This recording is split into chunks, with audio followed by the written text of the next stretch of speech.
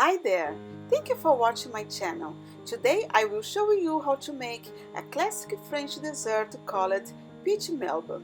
The history says that in 1892, when the soprano Nellie Melba from Australia came to London to perform the opera Lohengrin from Richard Wagner at the Covent Garden, the Duke of Orleans gave a dinner party to celebrate her triumph.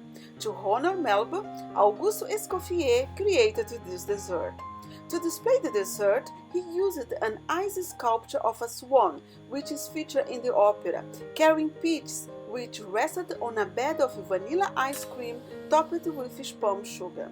In 1900, Escoffier created a new version of this dessert, omitting the ice one and topping the peaches with raspberry puree.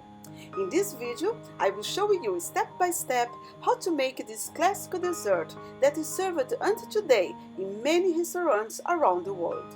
I hope you enjoy it. A big hug from the south of France. Bye!